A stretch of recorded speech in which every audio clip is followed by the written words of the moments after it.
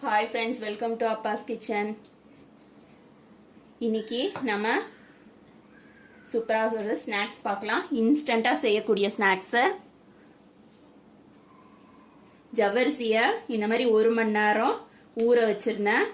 ஊற வச்ச ஜவ்வரிசியை தண்ணியை வடிச்சிட்டு மிக்ஸி ஜாரில் சேர்த்துக்கலாம்.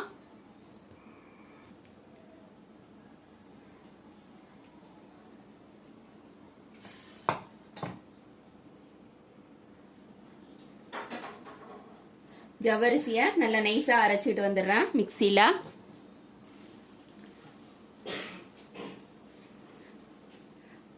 அரைச்ச ஜவ்வரிசியை ஒரு பவுலில் மாற்றிக்கலாம்.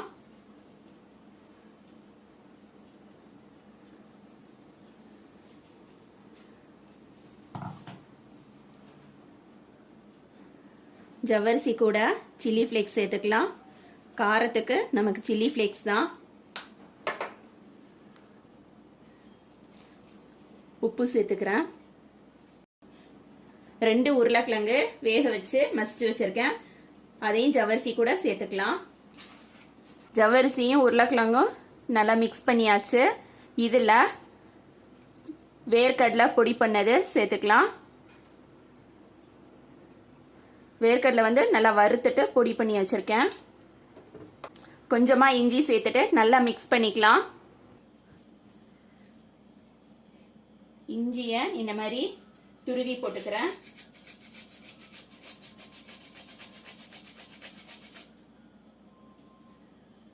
கொஞ்சமா சேர்த்தா போதும்.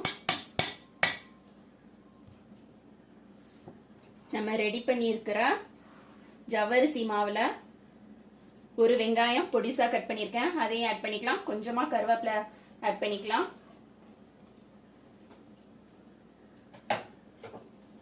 கருவேப்பிலை முழுசா போடாம இந்த மாதிரி ஒன்றும் பாதியமா பிச்சு போட்டிருக்கேன். எல்லாத்தையும் நல்லா மிக்ஸ் பண்ணிட்டு நம்ம எண்ணெயில போட்டு பொரிச்சு எடுக்கலாம்.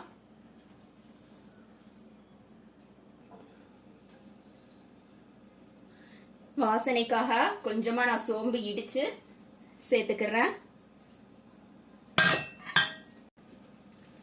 நல்லா மிக்ஸ் பண்ணிக்கலாம்.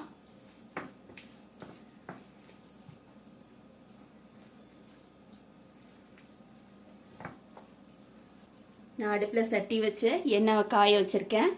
எண்ணெய் காஞ்சிருச்சுனாக்கா நம்ம பொரிக்க ஆரம்பிச்சிடலாம்.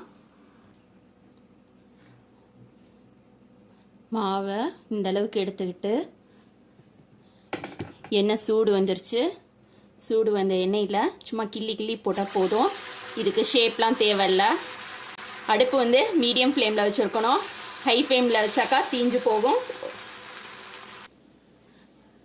பசங்க ஈவினிங் ஸ்நாக்ஸ்க்கு இந்த மாதிரி செஞ்சு கொடுங்க. நல்லா சூப்பராக இருக்கும். பாருங்க, கிறிஸ்பியாகவும் இருக்கு, அதே நேரத்தில் உள்ளேயும் சூப்பராக சாஃப்டாக இருக்கும். நம்மளோட ஜவ்வரிசி போண்டா ரெடி ஆயிடுச்சு. இதுக்கு தேங்காய் சட்னி இல்லைன்னா டொமேட்டோ கெட்சப் வச்சு சாப்பிட்றதுக்கு டேஸ்ட் அல்டிமேட்டாக இருக்கும். வீட்டில் ட்ரை பண்ணி பாருங்கள்.